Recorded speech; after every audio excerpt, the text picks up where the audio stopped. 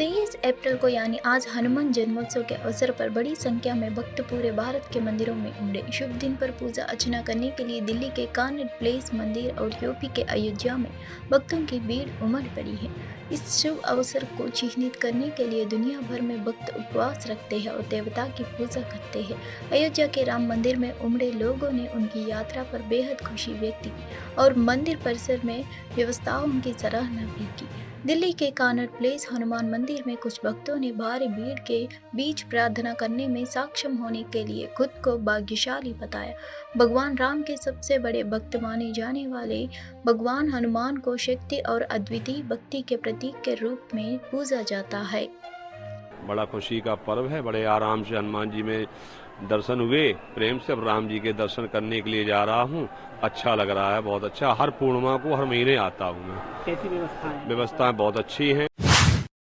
लोकसभा चुनाव के दूसरे चरण से पहले राजस्थान के बांसवाड़ा में पीएम मोदी के हालिया भाषण से विवाद खड़ा हो गया है। राहुल गांधी पर हमला बोलते हुए पीएम मोदी ने कांग्रेस की धन पुनर्वितरण गारंटी पर पलटवार किया। कांग्रेस के घोषणा पत्र पर निशाना साधते हुए प्रधानमंत्री मोदी की टिप्पणी से विपक्ष भड़क गया है। 22 अप्रैल को एआईएमआईएम के प्रमुख असदुद्दीन ओवैसी ने पीएम मोदी की टिप्पणी पर तीखा हमला बोला।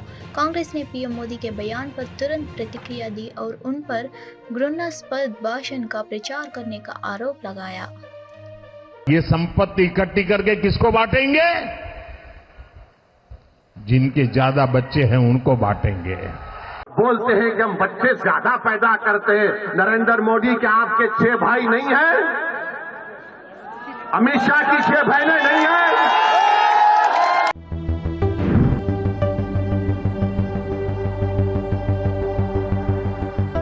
ये संपत्ति इकट्ठी करके किसको बांटेंगे?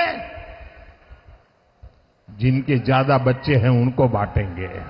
बोलते हैं कि हम बच्चे ज्यादा पैदा करते हैं। नरेंद्र मोदी के आपके 6 भाई नहीं हैं? अमित शाह की 6 बहनें नहीं हैं? केरल में मतदान से पहले असम के मुख्यमंत्री अपनी पार्टी के लिए एर्नाकुलम में चुनाव प्रचार कर रहे हैं। उन्होंने कांग्रेस पर जमकर निशाना साधा और पार्टी के घोषणा पत्र की आलोचना की। हिमंत ने कहा, कांग्रेस पार्टी का घोषणा पत्र इस तरह से तैयार किया गया है कि वे पाकिस्तान में चुनाव जीते। घोषणा पत्र पाकिस्तान के लोगों के लिए ज्यादा और भारत के लोगों के लिए कम है। कांग्रेस ने ऐसा घोषणा पत्र बनाया है जो आम जनता से संसाधन छीन लेगा और कांग्रेस देश की अर्थव्यवस्था को बर्बाद कर देगी। हमने कांग्रेस के घोषणा पत्र की सबसे सही तरीके से व्याख्या की है। मैं उन्हें चुनौती दूंगा कि वे सार्वजनिक बहस के लिए आए और दिखाए कि यह घोषणा पत्र तुष्टीकरण के अलावा कुछ नहीं है। प्रधानमंत्री ने सही कहा है कि देश के संसदों पर हर किसी का अधिकार है। यह कांग्रेस पार्टी को बताना है कि उन्होंने ऐसा क्यों कहा कि देश के संसदों पर पहला अधिकार एक विशेष समुदाय का है। राहुल गांधी पप्पू के लिए सर्वश्रेष्ठ उम्मीदवार है। Congress party's manifesto has been prepared in a way that they win election in Pakistan. I will challenge them to come for a public debate to show that this manifesto is nothing but appeasement. PM has said correctly, the resources of this country, everybody has a right. My party stand is, Prime Minister's stand is that the resource of this country, the rights on the resource of this country lies with the Hindus, lies with the Muslim, lies with the Christian, lies with the youth, lies with the SC, lies with the ST, lies with the women. Congress party's manifesto has been prepared in a way that they win election in Pakistan. The manifesto is more for the people of Pakistan, less for the people of India. The Congress party has done a manifesto which will snatch resources from the common people and प्रधानमंत्री मोदी ने 23 अप्रैल को यानी आज राज्य में विकास लाने के लिए उत्तर प्रदेश के मुख्यमंत्री योगी आदित्यनाथ की प्रशंसा की।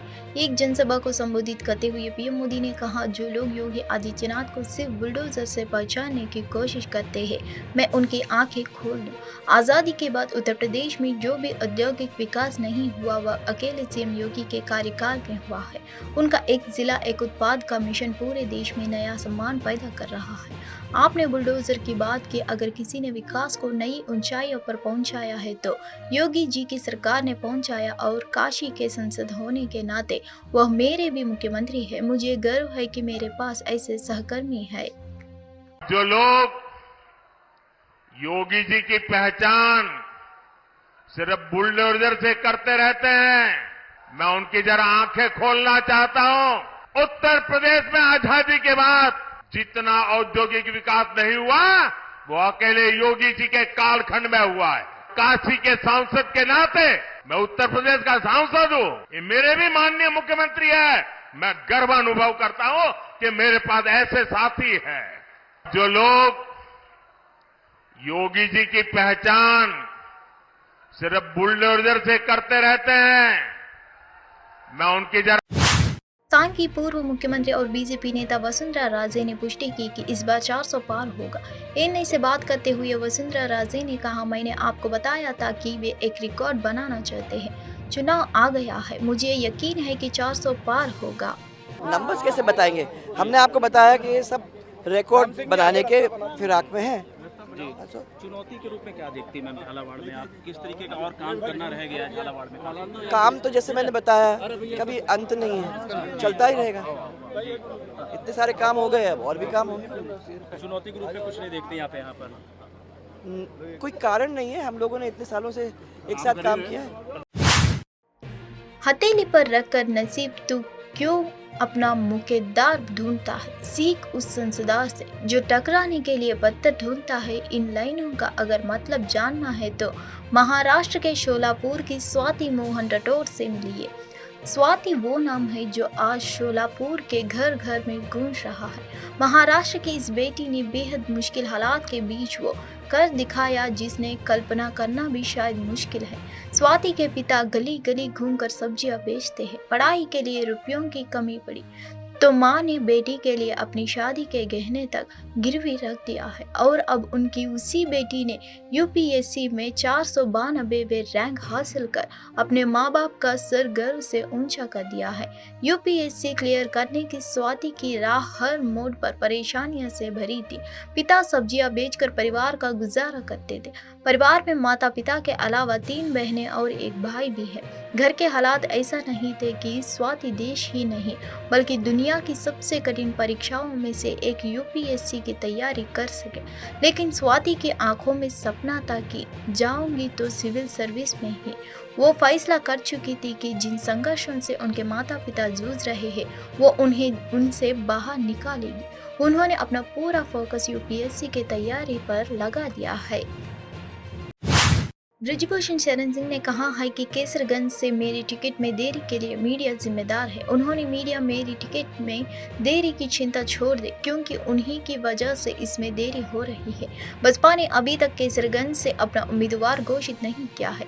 केसरगंज में 20 मई को वोटिंग है। केसरगंज से बीजेपी के मौजूदा सांसद ब्रिजभूषण शरण सिंह ने मीडिया पर बड़ा आरोप लगाया है। उन्होंने कहा कि मेरी टिकट में देरी के लिए मीडिया जिम्मेदार है। गोंडा के मीडिया से बातचीत में ब्रिजभूषण शरण सिंह ने बताया, टिकट की चिंता मेरी है, आप लोगों को चिंता करने की जरूरत नहीं है। आप लोगों की वजह से मेरी उम्मीदवारी की घोषणा में देरी हो रही है। बता दें कि बसपा ने अभी तक केसरगंज से अपना उम्मीदवार घोषित नहीं किया है। केसरगंज में 5वें चरण में 20 मई को मतदान होगा। भारतीय कुश्ती महासंघ के पूर्व प्रमुख ब्रिजभूषण शरण सिंह दरअसल गोंडा में एक कार्यक्रम में शामिल होने आए थे। इस दौरान उन्होंने कहा कि मुसलमानों से मिलना और उनके घर जाकर ईद मनाना कोई अपराध नहीं है। शिवसेना नेता और बॉलीवुड अभिनेता गोविंद ने 22 अप्रैल को महाराष्ट्र के बुलडाना में एक रोड शो किया। रोड शो में पार्टी कार्यकर्ताओं और समर्थकों की भारी भागीदारी देखी गई है। महाराष्ट्र के 48 लोकसभा सीटों के लिए 5 चरणों में मतदान होगा। अभिनेता और शिवसेना नेता गोविंदा ने कहा, महाराष्ट्र में पिछले 2 साल में और देश में पिछले 10 साल में जो हुआ वह पहले कभी नहीं हुआ है। अगर आप पीएम मोदी का नाम नहीं लेंगे तो दुनिया, मेरा मानना है कि जो अच्छे होते हैं, जो भाग्यशाली होते हैं और सबके साथ खड़े होते हैं, लोग उनके साथ खड़े होते हैं। एक सांस की फूंक भी 7 सुर निकलते हैं। एक पांव की ताल पर कई गंगोर नाचते हैं। एक दिए से न जाने कई दिल जल जाते हैं और एक प्यार के भगवान में न जाने कई प्यार पल जाते हैं।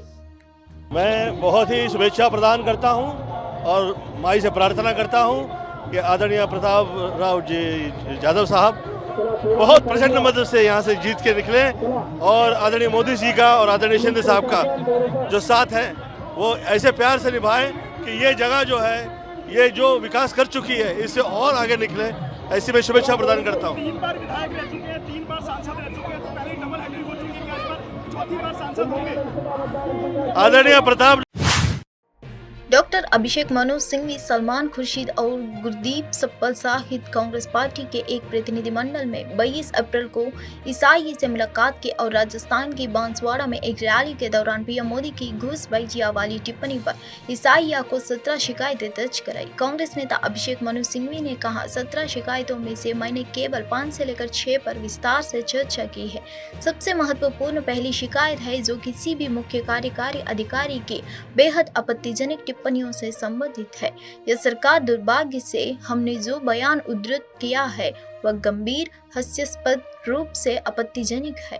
हम उनसे हाथ जोड़कर प्रार्थना करते हैं कि वह इस बयान को वापस ले और स्पष्टीकरण दे।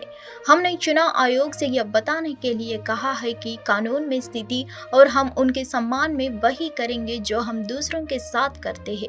उन्होंने एक समुदाय का नाम लिया है, धर्म के बारे में स्पष्ट रूप से बात की है और सांप्रदायिक और समुदाय के बारे में स्पष्ट रूप से बात की है। उन्होंने धारा 123 का उल्लंघन किया है। चाहे जो भी हो, जिस व्यक्ति ने ऐसा किया है उसकी स्थिति के बारे में किसी भी अन्य मामले की तरह उचित कार्रवाई की जाएगी और शीघ्र ही की जानी चाहिए। पहले जब उनकी सरकार थी उन्होंने कहा था कि देश की संपत्ति पर पहला अधिकार मुसलमानों का है। इसका मतलब ये संपत्ति इकट्ठी करके किसको बांटेंगे? जिनके ज्यादा बच्चे हैं उनको बांटेंगे। घुसपैठियों को बांटेंगे।